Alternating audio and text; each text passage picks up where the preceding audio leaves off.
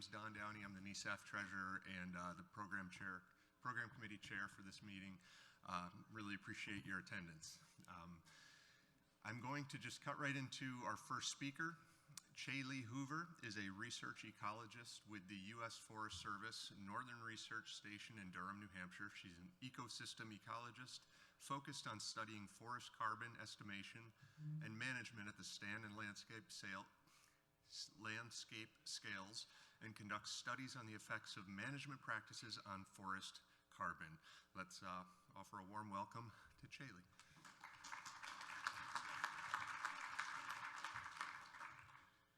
Thank you.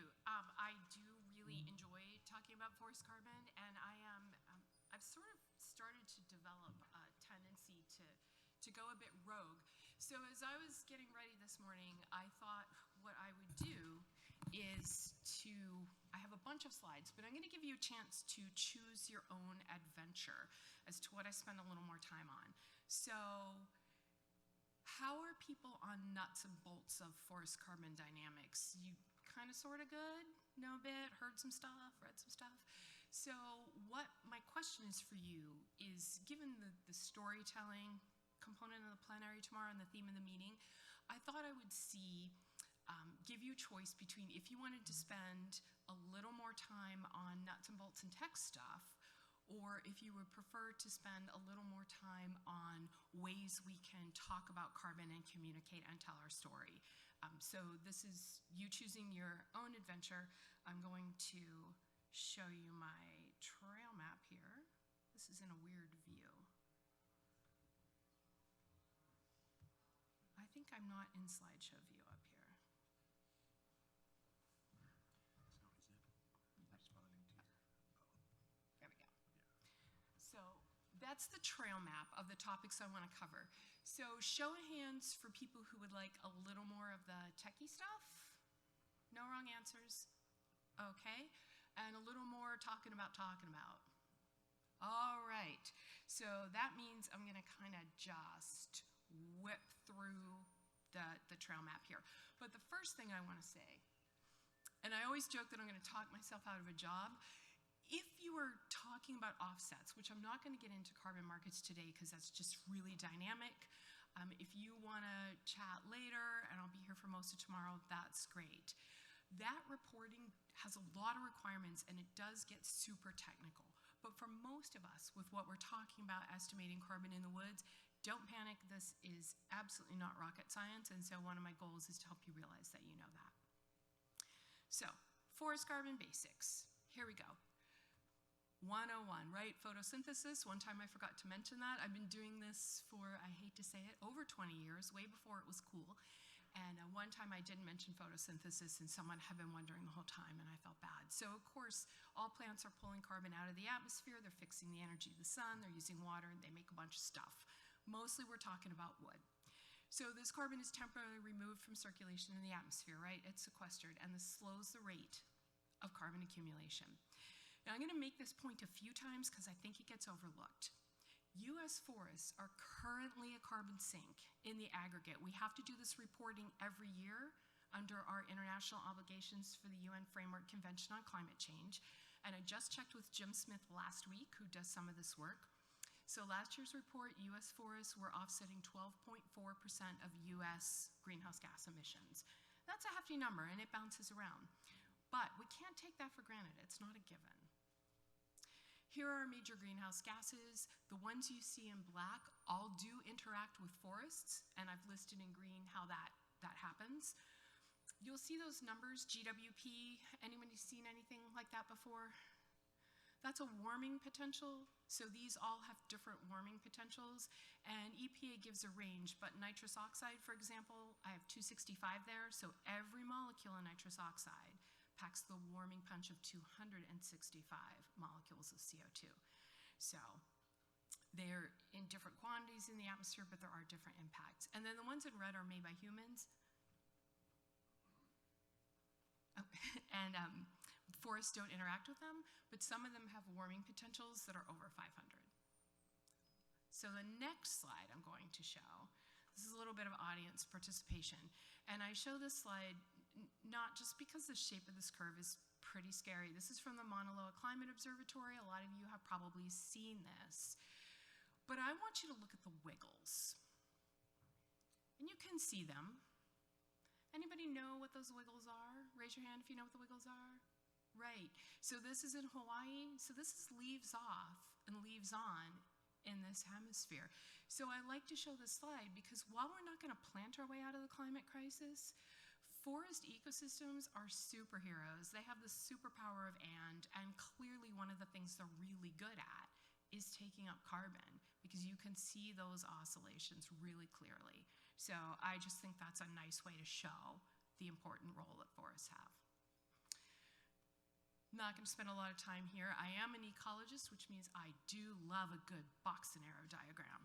So here's a box and arrow diagram. Everything in green is stuff Matt's going to talk about, what happens after the carbon leaves the forest. The important part of this is that there are boxes and arrows. Carbon moves around. This live biomass, so not just trees, shrubs, and herbs too, above and below ground, it moves. So if you have a hurricane and a bunch of trees fall down, it doesn't all immediately go back to the atmosphere. It moves through these different pools, and a lot of it eventually is returned to the atmosphere. But we're not talking, when people are talking about things that are cut or killed, unless there's a fire where there's direct consumption, it moves around. It doesn't just go poof. It's the only take home there. Our main carbon pools that we usually inventory, I don't know why I said woody debris there. That's also down dead wood. You've got your live biomass above and below ground, your dead trees, soils, forest floor. These are our two biggest ones, right? And which one is larger? Depends on where you are in relation to the equator. So here we have more carbon below ground than above ground. But everything I'm going to talk about now is live above ground biomass. Below ground, we usually do some math to get it. It's roughly about 20%. But that live above ground biomass, that's the pool where we can see big changes pretty quickly, and that's usually what we're managing for. So with that, I don't really have to use this slide because Matt's going to take care of that, but wood products, the important thing is that it's that product end use that affects the size and duration of the sink. And under international rules, you can account for carbon in harvested wood products. That is considered, it's usually credited to the country of production. But I think what's exciting is mass timber. I think there's a lot of opportunity there, and to think about displacement, right? If we can go higher and we can build a 5-story building, now we're not using steel framing. So not only are we making that building with forest products, but steel takes a lot more energy to produce and has a lot more emissions. So I think we're going to see a lot of exciting things happening with climate benefits of mass timber. All right, everybody good? This is a dangerous time of day. So I want to talk briefly about change and how we estimate change, because there's just a few things to be aware of. So one of the questions we often want to know, how much carbon is my, client might ask you. If you work for the state, maybe the state wants to know how much. And obviously this is just measuring 2 points in time. If you haven't got 2 points in time, you could use a baseline, might be regional FIA data. Baselines are a choice that people make. It's not defined by biology. The important thing here is just to note that values can be expressed in absolute terms or on a per area basis. So everything I do is carbon density, because if I told you, if I said, hey, you have 346,000 tons of carbon in your forest, what does that mean? Is that a lot? I don't know. But you're used to working, when we talk about base area or merge volume, we're used to that per area. So I find that to be most useful. My life gets a little hairy because forestry in the US is English, forestry internationally is metric, carbon world is metric, so I'm always having to hop units. So be aware that this could be metric tons per hectare or tons per acre. So all we want to do, if we want to figure out how much carbon our forest stored over the past X years, is just take the difference at 2 points in time. But the problem with this is, what if you want to compare things? What if you have a stand on a really good site and a stand on a site that's kind of dry and faces south? Well, what does that absolute number tell you? What if they're different ages or you had different treatments? So what I like to use for that, I call it average annual change. So this is a rate, and it's just like a timber yield, right? And it's just the difference divided by whatever number of years that is. And this is usually in per area terms. So now you're in tons per hectare per year or tons per acre per year. And you've gone an apple to apple, and so it's really useful for comparing things. And I'll harp on that a little bit more. So with that, I want to kind of talk about some things to think about. And some of this has come out of recent conversations I've had.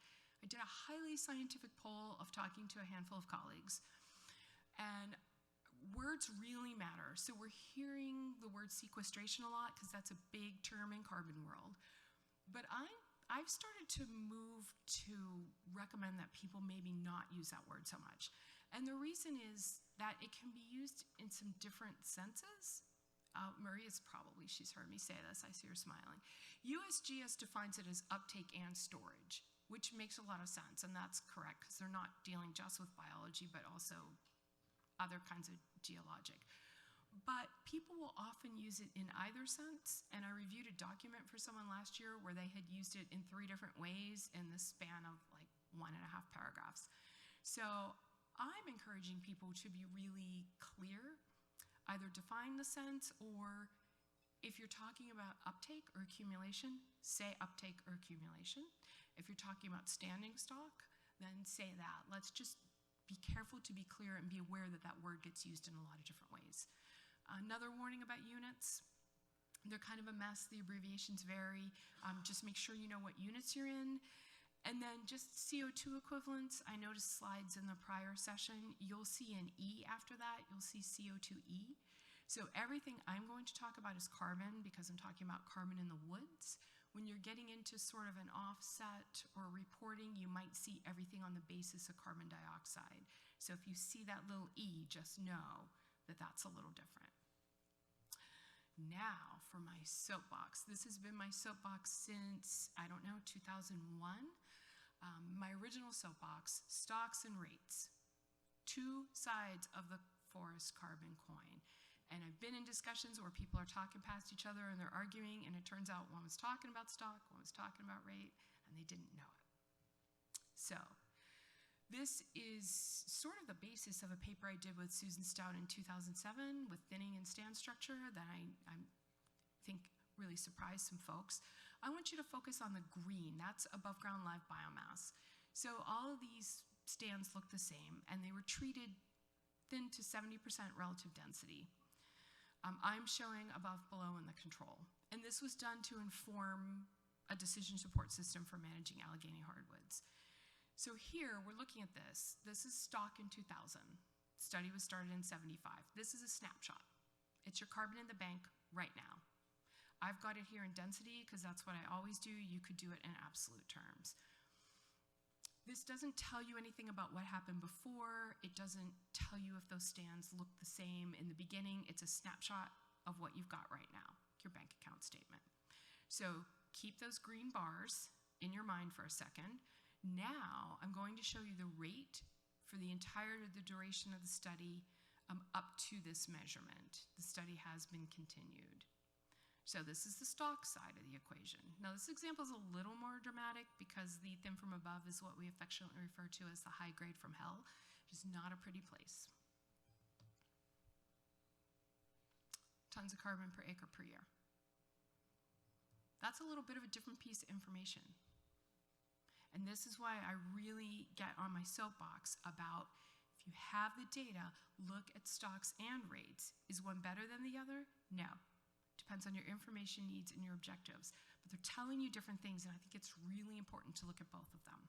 So this is the interest in the carbon on the bank, and it's a really great way to compare things, right? So now if you have a stand that was treated or not treated, maybe you've got 2 different forest types, 2 different sites, whatever you're comparing. Or they didn't start, they started at really different stocking levels. Now you can compare things. So both of these are useful.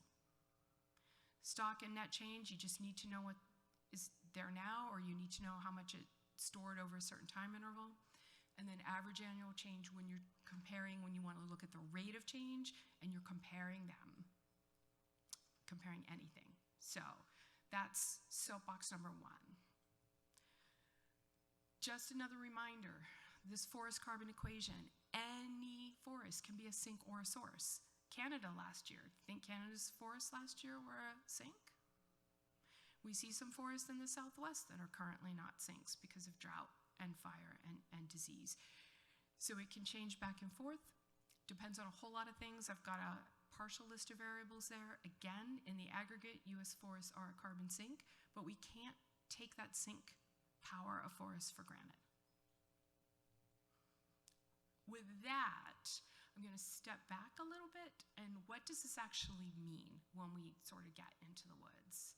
We're looking at the Bowl Research Natural Area in New Hampshire, if you're curious. So what do we know? Oh, we're back on stocks and rates again.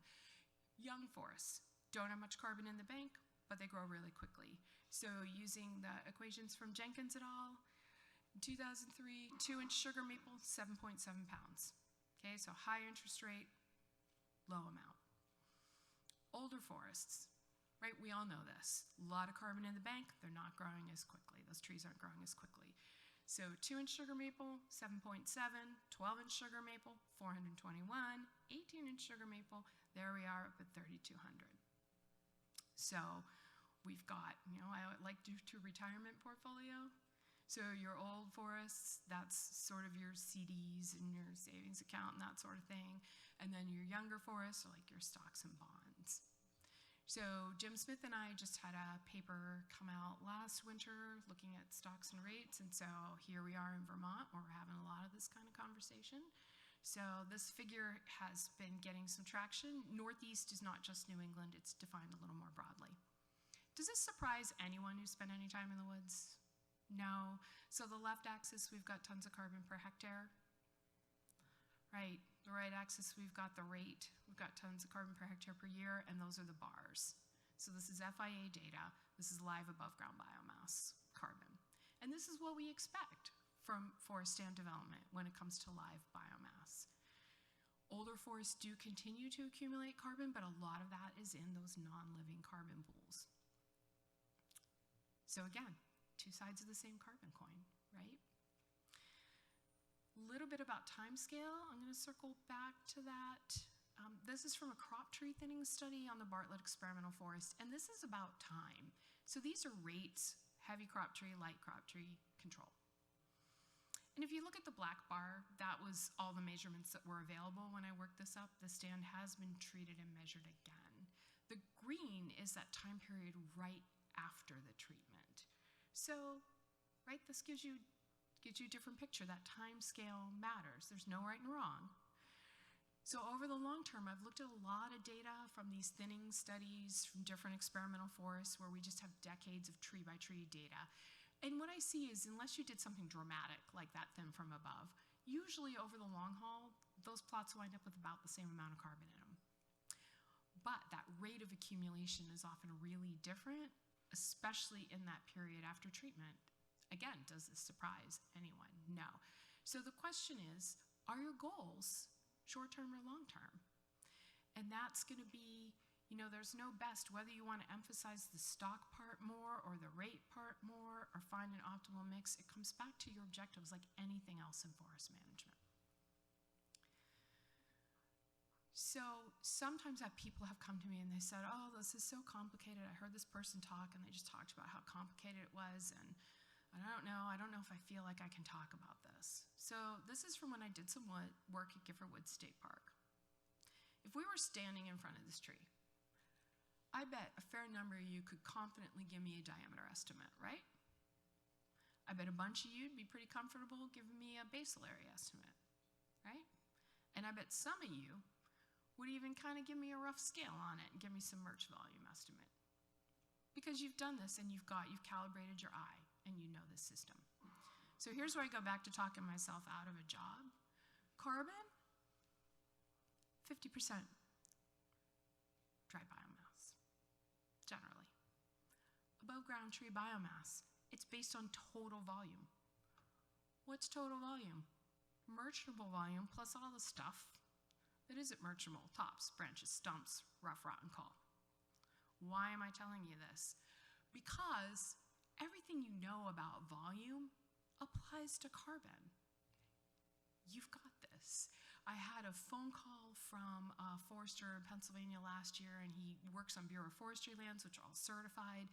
and he does work for private landowners, and he said, I'm kind of confused because I heard your talk, but this landowner, this dam was badly degraded, it had been high graded, and he's like, there's maybe 1,200, board feet in there. But he doesn't, I tell him he should just cut it and start over and regenerate, but he's like, but there's carbon there. And he goes, in the Bureau of Forestry lands, we're actively managing them all the time. I got 12,000 feet in there. Isn't that better? Am I nuts? I'm like, nope. Yeah, you're absolutely right. So you've got this. You know this. With that, we're going to get into the talking about. Here we are in Vermont, which is ground zero for dealing with a particular problem. So I picked this picture of part of the ascent to the lovely Vosges Spur because it might feel like you've got a bit of an uphill climb.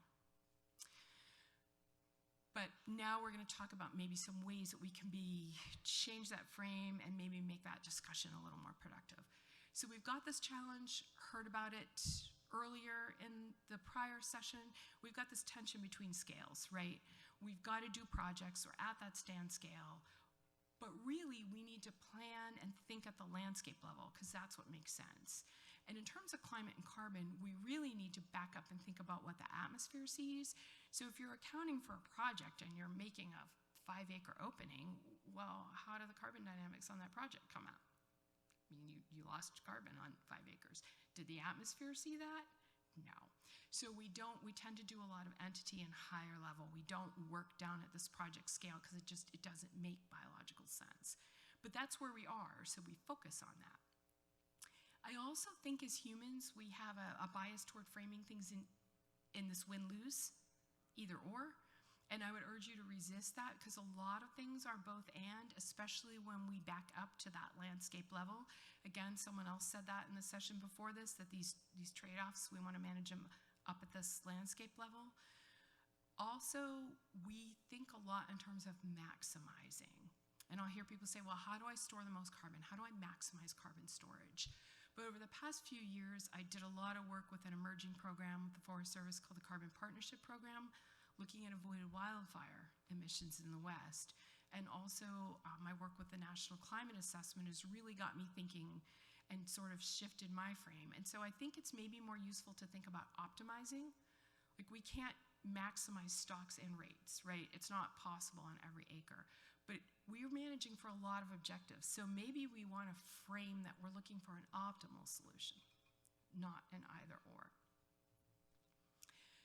Carbon, this is a good old slide of mine that I've just updated. This is a piece of the management puzzle. So my new soapbox of the past few years is and, the power of and. So we're thinking carbon and, not carbon or. Some NGOs can buy a forest and manage it just for carbon, but right now at the prices per ton in the voluntary markets, we're not doing that. It's an and, not an or. And these trade-offs, again, are over this landscape scale. So, managing for the and. I really do think that forests are superheroes. They deliver so many benefits for us. And I think we shortchange them if we focus just on one thing. So carbon's usually, in most cases, it's this additional value, not our primary management objective. We're looking at that larger landscape. We're not trying to manage for everything on every acre. We never have we? It's not possible. We're always going to have trade-offs. We're looking for that optimal solution. And I've looked at a lot of data. I've spent a lot of time on a lot of tours, talking to a lot of folks, and I just haven't seen anything that shows me that managing for sustainable timber production, we're not talking about high grading, sustainable timber production and wildlife habitat, these are just really complementary with meeting carbon objectives. So between the climate assessment and the Carbon Partnership Program, and I've heard some talk of resilience earlier today, so this is the frame that I'm suggesting people think about using, is managing for resilience. And again, we heard about disturbances. We've got, not to be too technical, bugs and crud and fire and drought. They interact in unhelpful ways. Climate change does not, that's the supervillain. It makes all of those things harder. And a forest can handle a hit, right? It can handle a drought. But you combine a drought with a defoliation, now our forest's in trouble. So if we're thinking about resilience, what's an optimal stocking level for the long term? Diverse mix of species and age classes across the landscape, that's a good prescription for just about any objective, right? We're trying to think about and maybe frame this as setting up our forest to better be able to handle these multiple stressors and disturbances in the face of climate change and still deliver all of those benefits that we prize so much. And I do think that a key ingredient for this recipe for resilience is a mix of age classes. We're really used to thinking about species, right? Diverse mix of species, but these age classes, so remember those pictures, right? High interest, carbon in the bank. If we get a good mix of them, I mean, your retirement portfolio, it's probably not all one thing or the other. It's probably a mix. And that mixture changes over time, right? Depending on your objectives. So when we think about our carbon portfolio or just our forest portfolio, it makes sense too. It's a bet hedging strategy. Some age classes might be particularly susceptible to certain kinds of disturbance. So if you've got a variety there, you've just got more to work with and you've got an age class ready to step in and make use of that room. Also really important for wildlife objectives. I'm sure probably everyone knows Mariko Yamasaki that I had the enormous privilege of working with for years, and so I learned a lot from her. And so this is just really important, and we're seeing with proforestation, we're seeing a lot of mention of, creating early successional habitats for wildlife is a really bad thing. It's bad for the climate. They don't really need it. Early successional habitat it's just a small transient component of the landscape, and it's extremely important for a lot of species. So it's a high rate of carbon uptake as well as being lunch. And if anyone wants this picture, you can email me and I'll send it to you. We were actually ground truthing a map I had made of Bartlett experimental forest of potential early successional habitat using LiDAR data. Well, don't take my word for it. Take the moose's word. It's like, well, it doesn't get any better than that. Check. So early successional habitat, that's your stocks and bonds in your portfolio earning a high interest rate, and it is such a small proportion of the landscape in New England. Scale. Again, this is a canopy height map, a high-resolution canopy height map of most of the footprint of the Bartlett experimental forest. Then we have, some of you have probably been to this 8-acre recent clear cut. So when you're standing in that clear cut, it looks pretty big. But those dark areas are the shorter areas, and some of them, they still show up really well many years later. That 8-acre spot would be tiny on this. So again, when you're communicating with people and they're really concerned when they see an opening that's 5 acres, remembering that if you back up and look, and again, the Bartlett experimental forest is not huge, it's a decent size, but it's not enormous. Those tiny little openings are just a small proportion, and, in 10 years, they'll look quite different. So with that, I want to give you some things to think about. Consider maintaining forest carbon. We're starting to talk about carbon carrying capacity. And again, some of this is Western-oriented, but it applies everywhere. Do we really want to maximize stock and risk a boom bust, or risk a forest health issue? Or do we want to maintain, remember, we can't take that sink for granted. Do we want to maintain that continued accumulation over time? Stable forest carbon sink. Again, consider looking at those projects over the longer term, right? These are long-lived organisms, trees. We're not managing for 5 years from now, most of us. In that landscape context. Managing for the and, please, managing for the and. Carbon and other objectives are complementary. And my universal prescription, aim for that diverse mixture of species and age classes across the landscape at an appropriate stocking level. And with a lot of attention on old growth, I just want to make a point that sometimes gets lost in the wash, is that eastern old growth forests, I think a lot of people have the picture of the west side of Pacific Northwest, these big, glorious trees growing in this rainforest. This picture is a place in compartment 19 on the Bartlett experimental forest that I personally have named the Picnic Grove, because it's a great place to take people for lunch when you're on a tour, because that looks pretty nice, right? The next one is the summit of Vaux Spur, which you get to with that little sketchy rock slide I showed you earlier. I had lunch there. Do I want to take you for lunch there? If you like a spicy bushwhack up a 40% slope, it'd be great. But you can see that these two old-growth forests are not the same, and neither one of them really looks like Oregon or Washington, so we tend to forget that. All right, now we're going to get to the talking about. I was lucky to be part of the Region 9 field tour when they came to visit in the fall on the White Mountain National Forest.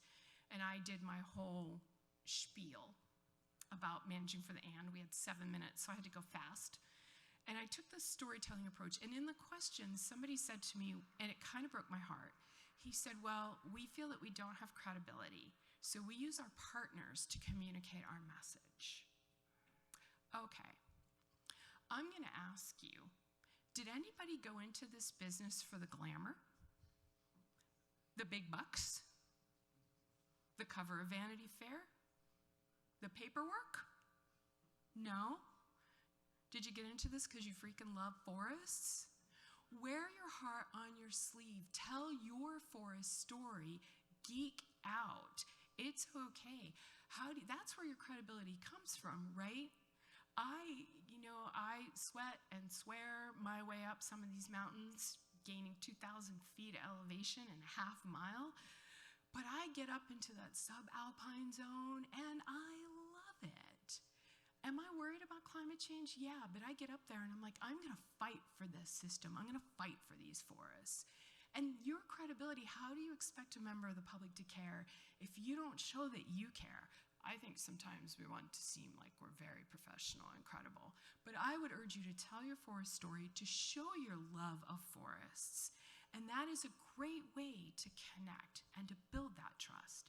So I'm gonna ask you, what's the best management strategy for forest carbon? And this is how we can connect when we're trying to change that frame and we're getting into dealing with some of the proforestation. Nothing we do matters if we don't keep forest in forest. We all want healthy, resilient forests that can meet these multiple objectives, including climate and carbon. Remember, we can't take that sink for granted. Forests can be a source. Degraded stands, by which I mean high-graded, generally, you have lower stocks and lower rates. So remember that, that's not helping anybody. Management approach, like anything else. What's the best way to manage? Well, there's no universal. Your silvicultural treatments depend on your stand conditions and your overall objectives. I am a big fan of thinning. I think it's a useful tool. You can often affect your stock not a whole lot while getting a good bump up in rates doing some timber stand improvement. So that's often a good tool. I think regeneration gets overlooked sometimes too, and this is an important thing to think about. Prompt and successful regeneration is really important. There's a carbon opportunity cost to having a poorly stocked stand. And we all know trying to deal with it later is not very effective and it's really expensive. Diverse mix of species promotes resilience and increases your future opportunity. Stocking. Overstocked stands, you might compromise health, right? Especially given all these stressors we know are coming. But a poorly stocked stand, again, opportunity cost, you're storing a lot less carbon than your medium and fully stocked stands. So think about, what do you have on the ground? What do you need to do to promote regeneration? If that means that you have to make a bigger opening than you might otherwise be popular, prompt and successful regeneration is really important. So with that, I'm gonna wrap up with a few communication tactics. So I didn't put on the slide, wear your heart on your sleeve, because I was just thinking about that this morning. But wear your heart on your sleeve. Show that you care. Tell your forest story. And tell the story of the power of and. Forests are amazing ecosystems. They do so many cool things. So don't forget to show that. Make it tangible. Allie showed some great pictures in the earlier session of some degraded stands. Do that. Show pictures of a clear cut. 5 years afterward. Sometimes people will call me up like, oh, this stand on the Massabesic got cut. It looks terrible. What's happening? And I tell them, if you're a birder, go back in there in a few years and you'll get quite the list. So showing people what that's going to look like 5 or 6 years out, picture's worth 1,000 words. Use those financial analogies like retirement portfolios. I've had a lot of success with that. Resist that either or framing. That is a false choice. Spatial context, that landscape level. And remember that we all want healthy forests. We are all starting from that point. If you're talking to somebody who's strictly preservation, they still want healthy forests. And I noticed I skipped that one bullet up there. This absolutely drives me bonkers. I have seen in some pieces people referring to clear cutting to produce early successional habitat as deforestation. By internationally agreed on definitions, deforestation is land use change. If you are clear cutting a forest to regenerate, that is classified as forest remaining forest, it is forest management. If someone is doing that, call them on it. And you can cite, it's right there in the IPCC guidelines, this is universally agreed on.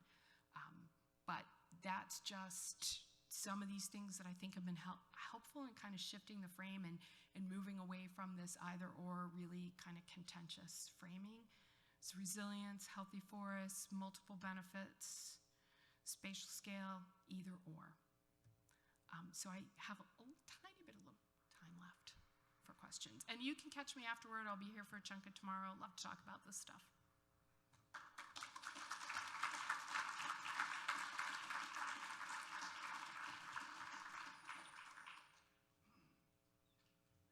I hope that helped. Thank you, Coeli. So do we have any questions? We have about 3 minutes here. Yes, you are closest. You had a slide early on where you were talking about rates and stocks, and in the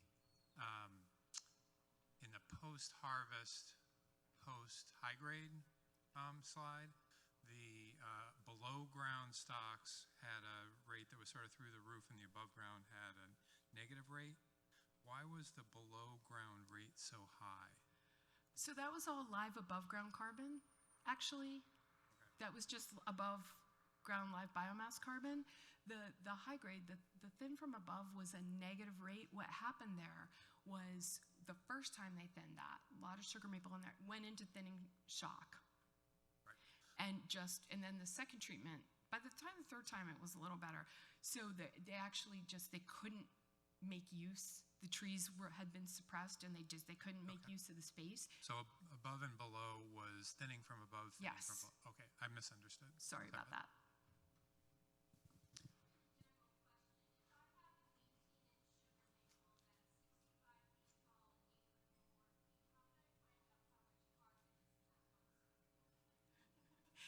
Well, part of the reason I use the Jenkins equations is that they are by forest type group, which upsets some people.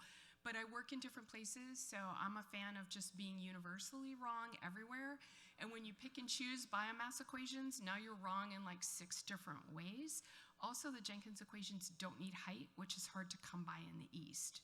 So I tend to use that a lot. If you're working in just one spot, you can find for that region often biomass equation. There are some compilations I can point you toward if you catch up with me later.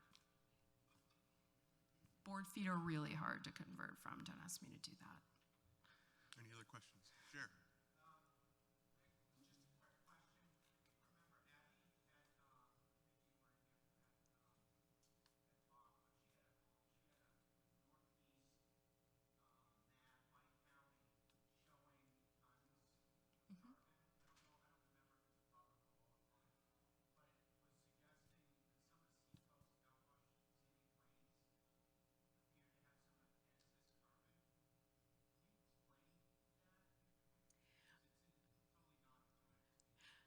I think a lot of that map sort of shows, Maine is a little lighter just because there's been a lot more harvesting in Maine. I think a lot of it just comes down to the fact that in a lot of places the removals have just been really low, so those stocks are building up.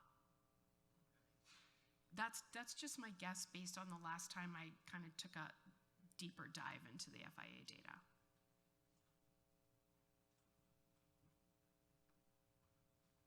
All right, I guess that's about it for Coeli. We have to move on to Thank Matthew you. Russell. Thank you very much.